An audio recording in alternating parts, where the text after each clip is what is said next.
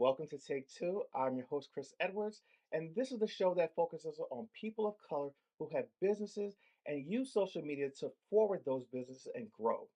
Today, I'm going to bring to you another amazing guest. My next guest, she is a mother, a wife, a scientist, an author, a baker, and a desert curator. Welcome, Dr. Altreisha Foster. What's up, Altreisha? How are you? I'm good. Hey, Chris. Thank you for having me. I'm excited to be Thank here. you. Thank you for saying yes. So, listen, in all this full disclosure, Altresh and I have actually known each other for over 20 years. We have mutual friends, and then also her and my cousin are really good friends back from home. And when I say back from home, I mean Jamaica. Those that are watching from the Caribbean community know what I mean when I say that. Yeah. It's crazy how Yeah, time has absolutely. passed. Yeah, God. Yeah, I said absolutely in agreement with you. I'm so proud of where you are today. I'm proud to be here to have this conversation and to see, our journey over 2 decades to being here in this space right now. I look forward to an exciting conversation with you. Absolutely. So I want to go start a little bit back, even before social media. You immigrated from Jamaica, and you went to school, I believe, in Howard and at Harvard. Is that correct? All right. And Mm-mm. sorry, say that again. Yeah, no. I went to Howard and George Washington. Oh, George Washington. Excuse me. I Yeah. stand corrected. I stand corrected. But your journey is very vast. You started in science, and you're a virologist. Is that correct? I am a virologist. Yes, I'm a vaccine scientist. Okay, so talk about your journey when it regards to coming to the U.S. and starting in science. hmm so my journey it's a crazy one. When I left Jamaica in 2001, I believe, I just left with a hope and dream and $900. I tell the story in my book how I pushed myself to this space. And I was lucky enough to have been like one of the smart kids to be able to go to one of the top high schools in the country. But after high school, most of those students would migrate or immigrate to the US or even to Europe to do the prestigious universities and colleges. But then I was very impoverished. I was really one of those struggling kids, and I did not see a future beyond school in Jamaica. But then I was lucky enough to have been in a circle of individuals who were advancing, in terms of their educational acumen, to be able to be inspired by them per se. And I just saw more for myself, even though I didn't have money. I saw more for myself. And you have a Jamaican or Jamaican background, and you know how our parents are. They think that you have to have these traditional degrees to be able to be successful. You can be an architect, engineer, lawyer, doctor, you know. And I chose the route of science because okay, I want to be someone prominent. I want to be able to take care of my family, even though I was impoverished. I was able to dream, and that's how I entered into the realm of science. It's amazing. I agree with you. When you have parents of Jamaican descent or even Caribbean descent, it's really focused. It's about you going to school, getting an education, having a family, and just not sidestepping those traditional roles, not looking or going after what you're passionate about. Um, hmm you know, as I mentioned, you're not only a scientist, but you're an author and a baker. And I truly believe that, as you say in your book, baking saved your life and changed your life. Talk about your journey from being a scientist and using baking and the baking science as a vehicle hmm to to fulfill what it is that you had inside. Man, so I've because of my upbringing of being from a an impoverished background, I pushed myself. I kept pushing myself to excel and to exceed, above everyone else, simply because I was not confident enough. I suffered through imposter syndrome how dare you, a poor girl from Jamaica, from Golden River above rocks, St. Catherine, to be successful in your own right? Like, who are you? How dare you to even try to charter that course to becoming me? And I struggled at home. I was victimized by an uncle of mine. And ultimately, that I believe was kind of pushing me because I was trying to bury that trauma from being impacted by a family member. So I used education and the rise to success and the rise to greatness as something to kind of bury everything that happened to me. But at 27, 28, successful PhD. I was a principal. I was doing vaccine science work in the islands. And then I got pregnant with my daughter. I think that pregnancy evoked something because, like my mother couldn't protect me from who victimized me, I was now brought into a space of how am I going to protect this girl? Mm. And I started a cookie class. I did a cookie class simply because I was challenging myself to do something different. And then that allowed me to really process everything that happened to me as a kid. That's amazing. And here's the thing, not everyone can take their pain and make something positive out of it. For you, Hmm. I mean, that springboarded you into something totally different. And it's so funny because I remember you when you were in school and studying science and, big PhD doctor, and years later, because there's some time that we hadn't been in touch, and we just kind of really reconnected last year. Hmm. But I think even before then, I had saw, and my cousin had told me, he was like, "Oh yeah, Altreisha's a big time baker now." I'm just like, "Wait, what happened to her PhD in science?" you know, how do Yeah. you how do you square that in your mind, like going to school for all those years, having that PhD in science, and then also going to switching over and going into baking. I mean, of course, yes, baking is a science, so I guess that is the correlation. But talk about that transition and how you made that work for you. Hmm. I instantly recognized what science did for me in terms of the financial security. But then I recognized, I was able to recognize what the baking aspect did for me emotionally and mentally. So I had to sit back and reconcile that, okay, you are a baker and you're also a scientist. So I do both, you know. I'm still Altrisha, the vaccine scientist. I'm a public health practitioner, but I'm also Altrisha, the baker from Sugarspoon Desserts, and they work for me because I find myself I play dual roles. At the same time, I'm able to transition quite easily, going back and forth, and I love them both. Why can't I have both of them? Right. I choose not to choose one over the other. That's awesome. And I'm a true believer in that. When people tell you all the time, oh, no, just focus on one thing.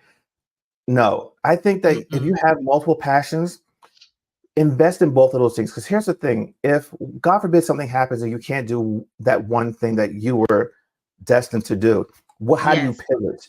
At Yeah. least you have something you can pivot to and you have something to fall back on. So, Hmm. kudos to you for following your passion and still continue to do both. Now, Yeah. I want to talk about how that one cookie class changed your life and you turned it into a business. Hmm. I absolutely did. Did this one cookie class, like I mentioned, and then I did a cake class following.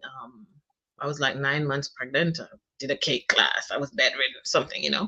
But then I just kept watching YouTube videos and started growing, and I became so good. I remember in my fifth or sixth month, there were people asking me to do style shoots, and I'm like, "What? Like, this is a hobby little thing that I'm doing over here because I'm going back into science after I have this baby."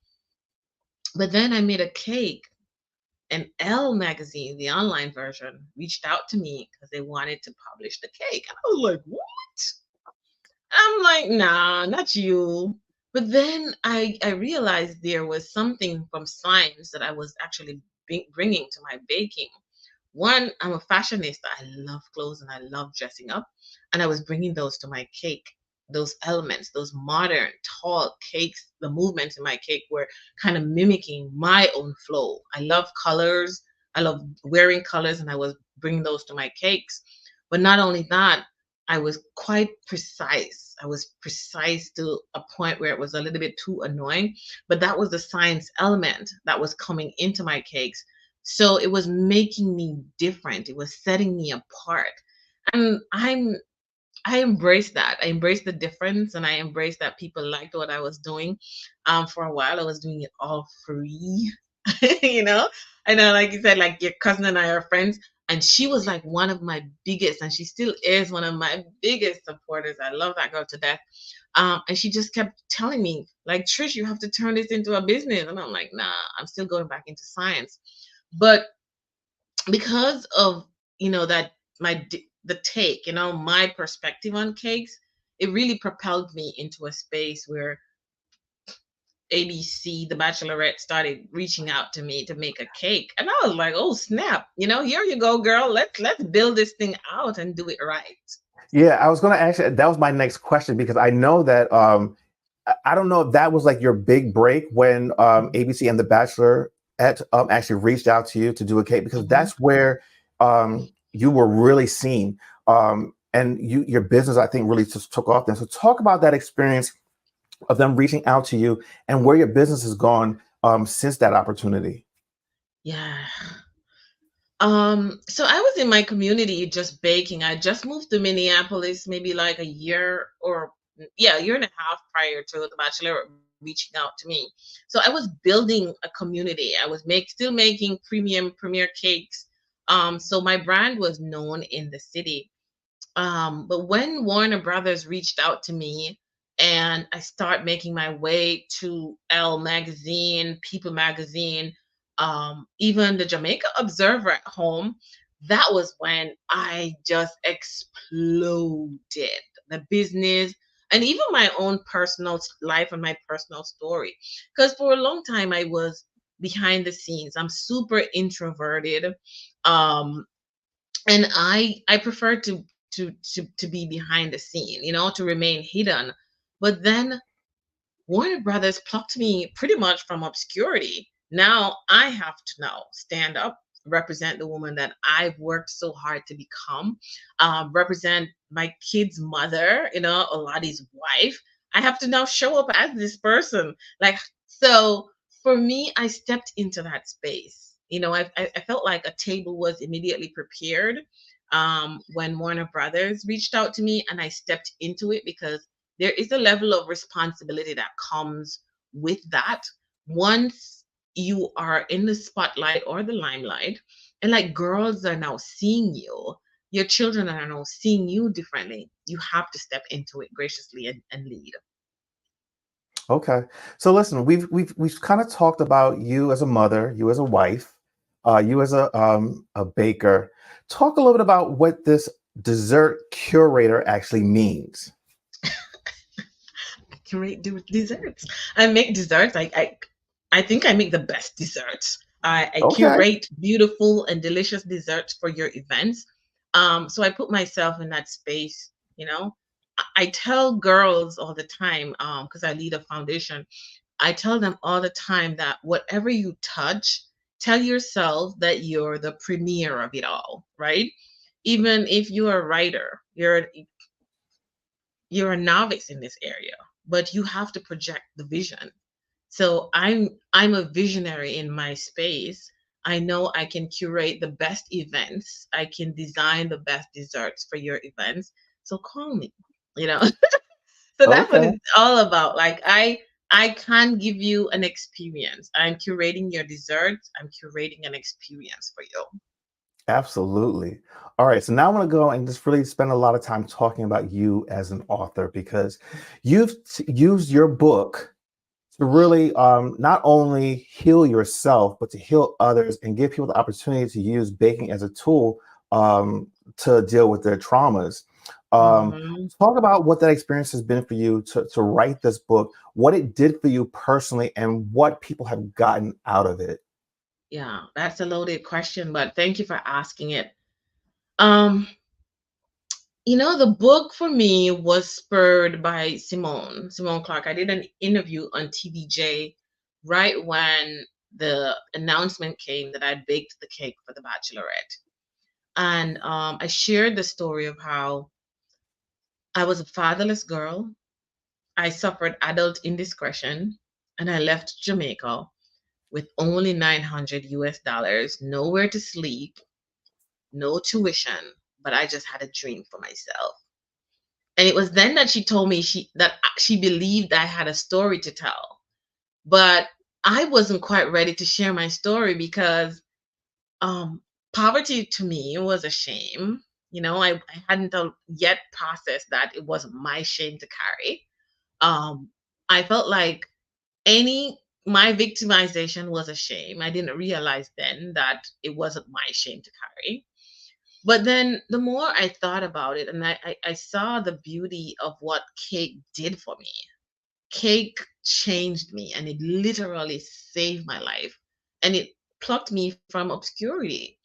And I'd started a foundation for girls with the premise to teach them to bake through their own traumas because I had done so. Not to say that traditional talk therapy wasn't working because I did that too, but there was an alternative and a support, and there's an arm to support this work. So I needed to authenticate my voice because I was only telling the story from a space where I'm impoverished. I am from a single parent household, but not that I I was hurt as a girl. I was raped as a girl. I like all these things that happened to me as a girl.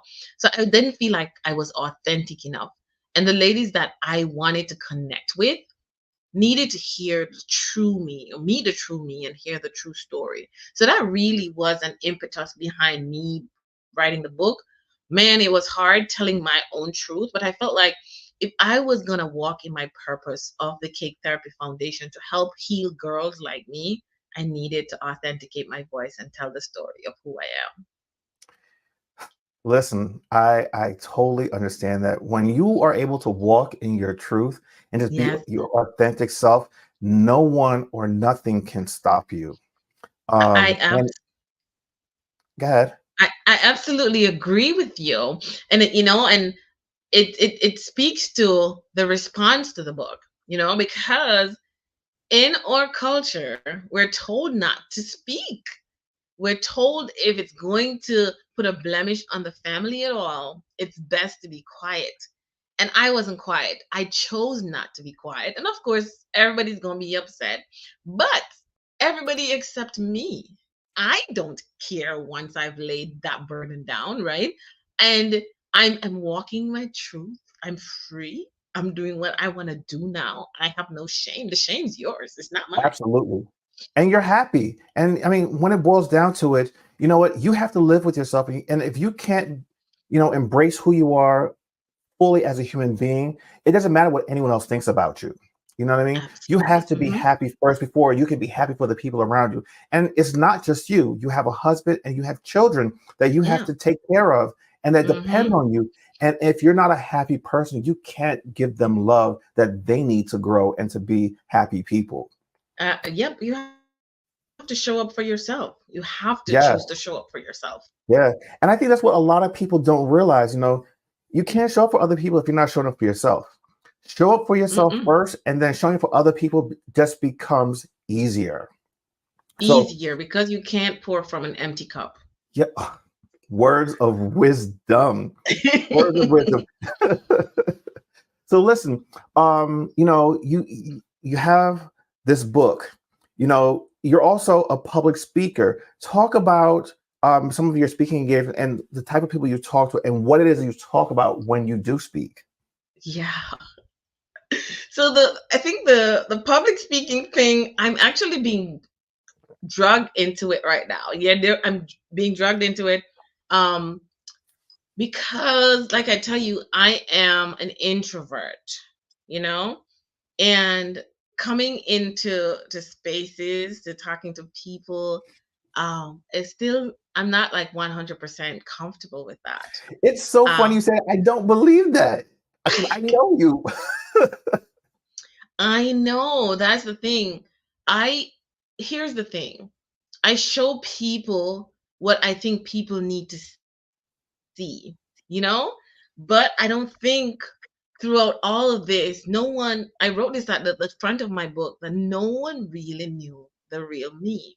And I was hoping through the book that my friends would forgive me for not allowing them to see the real me for all of these years that they've been so loyal and true to me.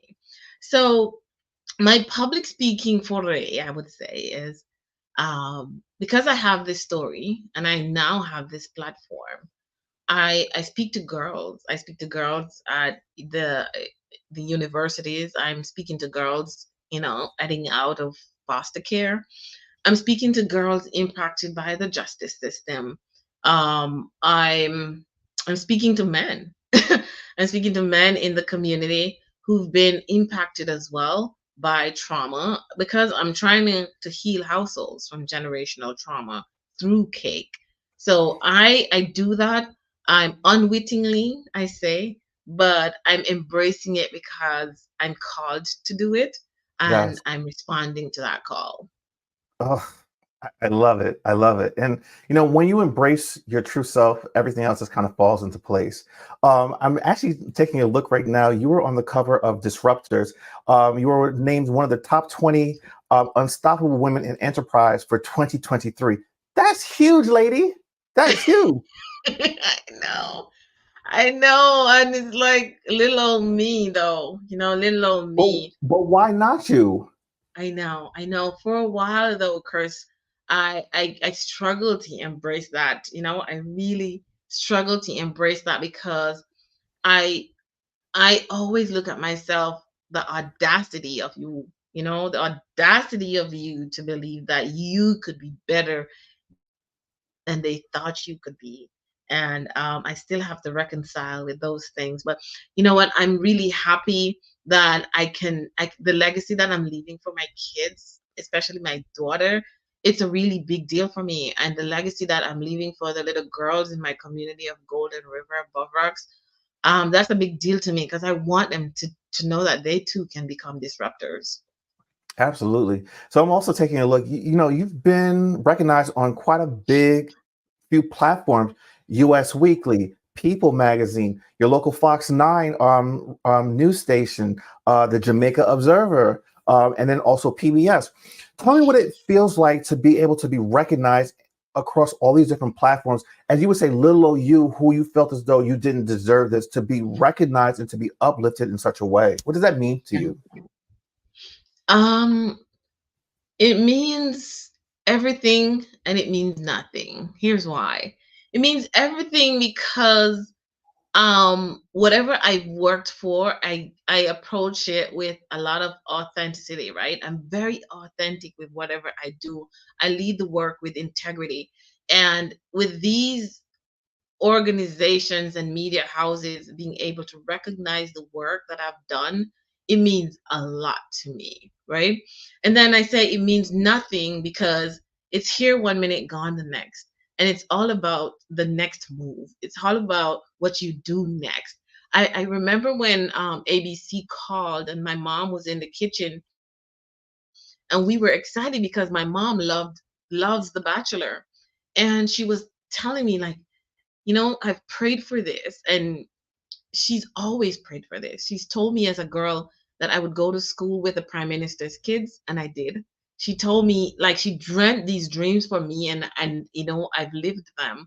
But when I was on TVJ, funny enough, Krish, she thought that was the height of it. And then there comes Warner Brothers. And then the thing that's interesting here, she told me then that this is my profile moment. For Jamaicans, or for non-Jamaicans, they know that Profile is a huge show in Jamaica. It highlights the best of the best out of the Caribbean and out of the country. So she saw this Warner Brothers moment as my profile moment until Profile booked me. Right? So I'm saying this, it's like it's all about what you do when you're elevated into these spaces, it's the next move, and it's how you hold yourself, to the highest regard. People see you. Now you have to live up to that Yeah, expectation. And how do you navigate that? And that's why I say it means so much, but then yet it means nothing because you can lose it very quickly. absolutely. And I think that you're navigating it well. You're Thank living you, up Chris. to it. And as a Thank fellow you. Jamaican, I am proud of you. I love seeing our people do well. You know, Thank you. we are proud. We work hard, and we want to achieve and be the best that we can be. And you are a prime example of that. And thank you. And I look up to you for that. Oh, Chris, thank you so much. That means a lot, bro. Cause Yeah. we be friends for a long time, man. Like Yes. it's Yes. Yes.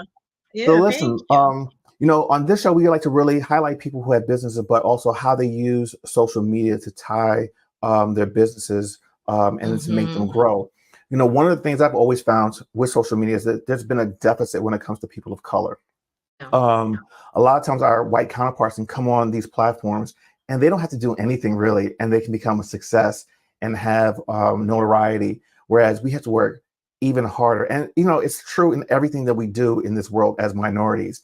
Um, but how have you used social media to propel your business and all the other things that you're doing? Between the book, between your public speaking, and then just your life in general. yeah. Um, I'm gonna respond to it this way. My life in general, it's no social media. I don't present much of my personal life on social media. I really try to keep my kids away from the social media aspect of life. So that's like the quickest and shortest answer. But the public part of my life, it's all social media. I've gained this, I'm not going to use the word notoriety. I've gained a lot of following through social media. My brand was built on Instagram, you know. I get a lot of my clients through Instagram because I don't use the other platforms as much. And I think that's one of my major deficits because I think I could grow a little bit more, but the question is, do I want to grow faster? Because I need to be able to accommodate the pace. But most of who my brand is, my book sales is through um social media. My podcast promo is through social media. My fundraising for my foundation is via social media. So I've used these platforms effectively to grow my brands and to be able to get anything done.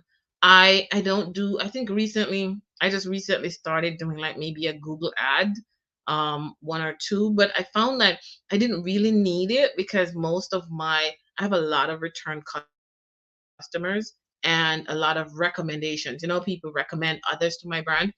But like I mentioned, like I use social media a lot to be able to grow my business and my brands Okay, to so no you're avail. you're you're doing what I always tell people to do: work smart, but and grow slow, not fast. The other thing Mm-hmm. too is, I'm always a big proponent of slow and steady wins the race. This is Yeah. not a sprint; this is a marathon. You know, Yes, it and is. yeah, and you're doing amazing in it. I've been really following you for especially the last year and a half, 2 years, and just Yeah. watching what you're doing. And the artistry in your cake work is Yeah. just amazing. And I think what I'm going to do is while we're talking, I'll probably show a few of those cakes so people can start to really understand what it is you do. Um, Yeah. you know, I remember when we were younger and growing up, going to the bakery and getting a cake was, nothing, not a big deal. But nowadays, it's huge. There is a big business for one, and then two, you have people who are artists, such as yourself, that are highlighting that in these extravagant and just elegant cakes. And people always wonder why. Well, why is it so expensive? Have you seen this? These cakes. I Yeah. mean, talk about your process and how you work and how long it can take you to do a cake. It's long. And I would say it's long for me because I'm very meticulous, Chris. If I'm not comfortable with the cake, I'm not sending it out. So that would mean that I'm not comfortable with you. Someone's order is due. I'm gonna have to do it over. But it's rare. I barely do that, because I'm that good. I'm joking. But I'm super meticulous. So here's what. It takes about 30, 40 minutes to really settle on what this client wants. There's back and forth email process. I try to streamline it on my website, where people could just go to sugarspoondesserts.com and they have a sheet and they send me an email about what they want. But then once that's done, I have to start thinking about, okay, what what does the version of this inspiration that they've shared with me is going to look like? Because I don't necessarily want to copy someone else's work, because I am a scientist at heart, and I'm coming from this world where you don't plagiarize someone else's work and not give them credit. So immediately I'm beginning to think like, okay, I can't copy this cake. How am I going to make it different? So that's a process within itself. And then let's articulate about the design aspect of it. You may in your head have a concept all built out and you have everything in front of you. But for me, it's my safe space, right? Where I'm Mm. sitting and I'm falling in love with this piece of art that I've taken on. Now I'm going to make it my healing space, because I have to heal too. My soul has to heal in this process. So if it's going to upset me, I'm not going to do it. So I'm going to definitely lean into the process and the design that heals me first, So heals hold my on. soul first. Let me just interrupt you right there, real quick, because I find that very fascinating that you say that. So, what I got from your book was that when um, you were writing this book and the whole process of you learning how to do cakes, that was your healing moment. So, basically, what you're telling me is that every cake that you do, there's healing involved for you. And then in that healing, you're able to produce that cake for someone else. Absolutely what it That is. It that's kind of mind blowing. So you're Yeah. constantly on this healing journey. It hasn't stopped for you. It's continuing in every single piece that you do. Yes, absolutely, Chris. It has to. And that's why I'm telling you and I'm telling others that there's healing in this space. Because for me, uh I could have like a really terrible morning, and then I'm thinking about the cakes that I'm about to deliver in the weekend, and I start working through that. So this is a journey of the week. It starts. It's every day, it's a new thing, it's a new feeling, it's a new emotion that I'm experiencing with my cakes. And if I'm not feeling that, I'm done. So I talk about baking with a purpose. I'm truly baking with a purpose, because I was already Dr. Altreisha Foster prior to finding that I was now Baker Altreisha Foster. You get what I'm saying? So I see it as the gift that was given to me to heal me and to heal others. So I don't take it for granted at all. That's amazing. That's amazing. Let me ask you this: where do you see this ultimately going? Like, I mean, of course, you want to grow your business, but is there something even more underlining that you want to get out of this experience? Yeah. Yes. I'm I'm baking with a purpose. I I haven't gotten to where I want to get to financially yet, but I'm no longer looking at it as the tool that could get me where I need to go, from a financial standpoint. I'm not going to get wealthy from it, but I want to be able, my end goal is to ultimately impact people globally, internationally, around the healing power of the culinary arts. And I want to be able to change the trajectory of girls who were impacted greatly by family members or just systemic issues as a whole, right? I want to be able to use this gift, Chris. I believe it in my heart that it was a gift that was given to me to really elevate me to a place where I can now walk a purposeful walk and change the outcomes and the lives of women and girls all over the world. Hmm. All right, so you say you want to impact girls and women around the world. Let me ask you this. How often do you, as we would say, go back home? And how often do you go back home with purpose and intentionality? Every time I go home. I go once a month.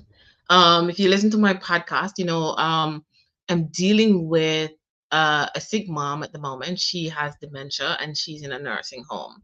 That nursing home happens to be at home.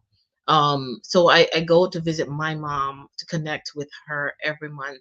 But each time I step on I get off the plane and I step on my island and I smell that good, I feel that breeze and that sun on my Yes, body. It's with yes. intention. I know now that there are girls at home who are seeing me, and I have to step in that purpose.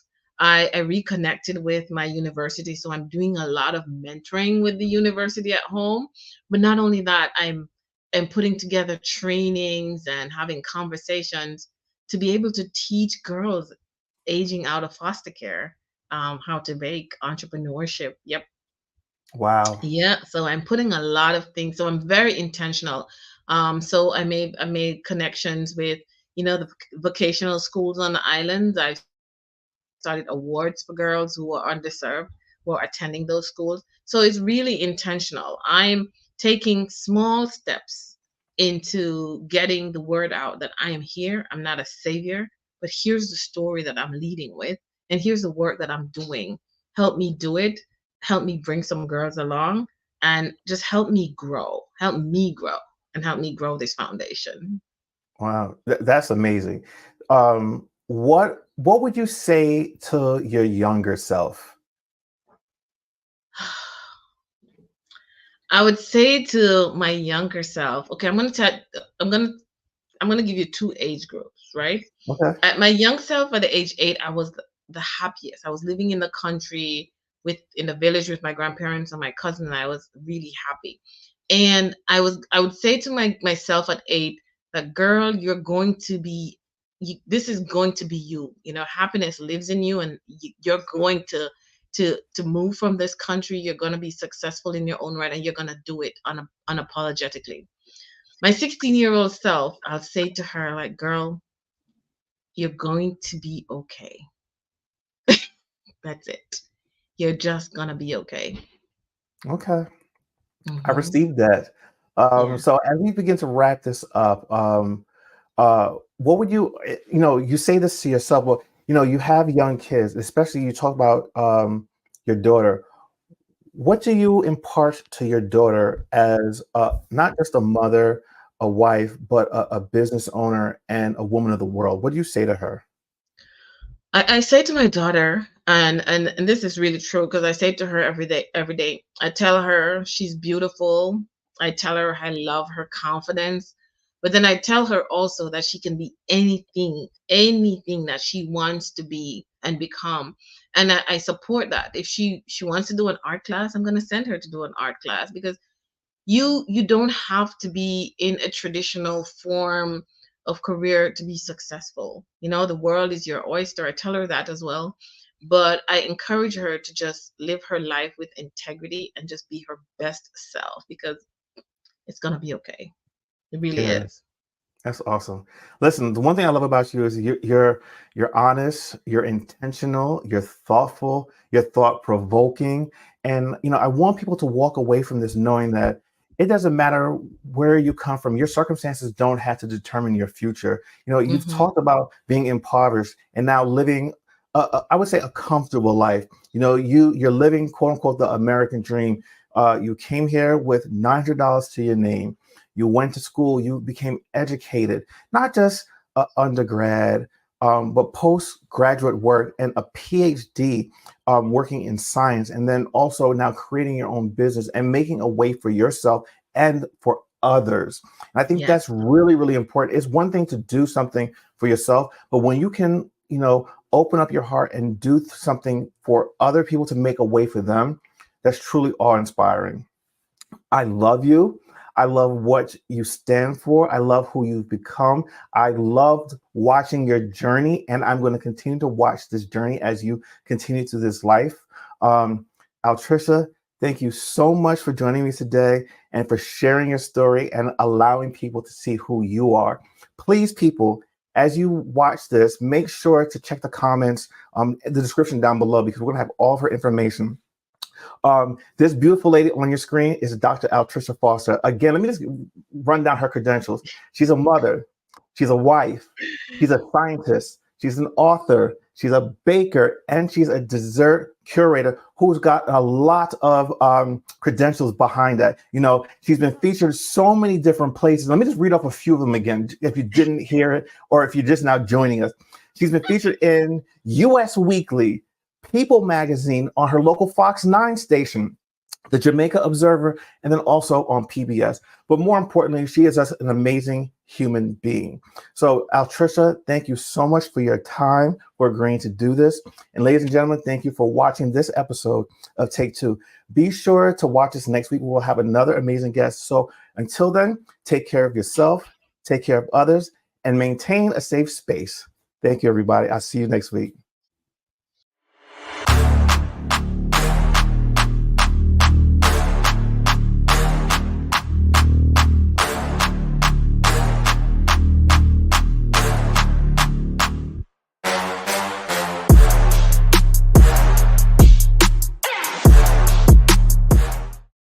Thanks for watching this show on Indie Soup Media. Now, if you're watching here on YouTube, make sure to subscribe, like this video, and hit the notification button so that you can get notified when we drop new videos every week. See you guys next time.